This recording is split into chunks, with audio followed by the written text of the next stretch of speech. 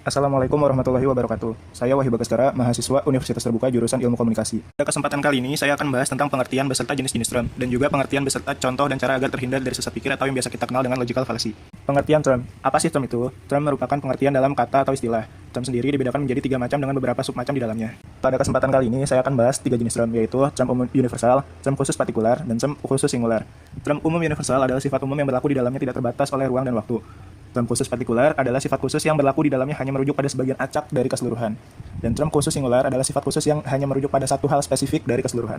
Selanjutnya, saya akan memberikan contoh kalimat dari ketiga term tersebut. Seperti contoh kalimat pada term umum universal. Contoh kalimatnya adalah, manusia adalah makhluk sosial. Kata manusia dalam kalimat tersebut merupakan kata sifat umum yang di dalamnya tidak terbatas oleh ruang maupun waktu. Selanjutnya, contoh dari term khusus partikular. Contoh kalimatnya adalah, sebagian mahasiswa merasa salah jurusan ketika memasuki semester 3. Kata sebagian mahasiswa pada kalimat tersebut merupakan sifat khusus yang berlaku di dalamnya hanya merujuk pada sebagian acak dari keseluruhan.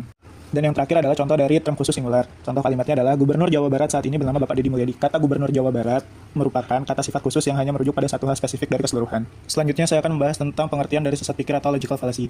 Apa itu logical fallacy atau sesat pikir? Logical fallacy atau sesat pikir adalah kekeliruan dalam penalaran berupa pembuatan kesimpulan dengan langkah-langkah yang tidak sah, karena melanggar kaidah-kaidah logika maupun berupa perbincangan yang bercorak menyesatkan, karena sengaja ataupun tidak memasukkan hal-hal yang membuat kesimpulan yang tidak sah. Dengan kata lain, logical fallacy adalah kesalahan dalam pembuatan kesimpulan.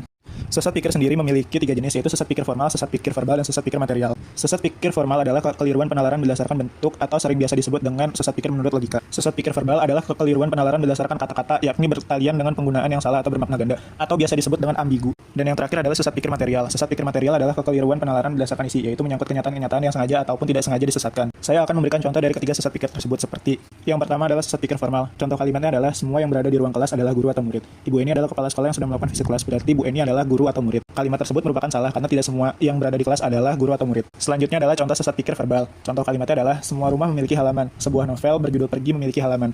Maka novel berjudul Pergi adalah rumah. Kalimat tersebut merupakan salah karena tidak semua yang memiliki halaman adalah rumah. Dan yang terakhir adalah contoh sesat pikir material. Contoh kalimatnya adalah, kita melihat banyak anggota dewan melakukan korupsi, lalu menyimpulkan jika semua anggota dewan sudah pasti melakukan korupsi. Pernyataan tersebut salah karena tidak semua anggota dewan melakukan korupsi. Beberapa cara yang dapat kita lakukan agar terhindar dari pikir sesat seperti, yang pertama adalah berlatih berpikir kritis. Berlatih berpikir kritis adalah kunci utama untuk menghindari kesesatan berpikir. Selain itu, latihan berpikir kritis juga melibatkan kemampuan menganalisis argumen secara objektif. Yang kedua adalah menjaga emosi dan bias pribadi.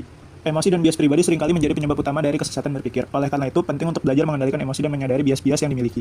Yang ketiga adalah dengan meningkatkan keterampilan logika. Keterampilan logika merupakan fondasi penting dalam mengembangkan pemikiran yang rasional dan kritis. Yang keempat adalah selalu terbuka terhadap pembelajaran. Kunci lain dari menghindari kesesatan berpikir adalah dengan selalu terbuka terhadap pembelajaran dan pembaruan informasi. Yang terakhir adalah mempertahankan sikap skeptis atau sikap curiga. Sikap skeptis merupakan sikap yang sehat untuk menghadapi informasi yang diterima. Manusia rentan terhadap kesalahan persepsi atau manipulasi. Oleh karena itu, penting untuk selalu mempertanyakan segala hal yang didengar atau dibaca. Jangan mudah percaya begitu saja pada klaim-klaim yang tidak didukung oleh bukti yang kuat. Sekian penjelasan dari saya tentang pengertian dan jenis term, dan juga tentang pengertian dan jenis serta cara agar terhindar dari logical fallacy. Video ini saya buat untuk tugas 1 dari mata kuliah logika. Kurang lebihnya mohon maaf. Wassalamualaikum warahmatullahi wabarakatuh.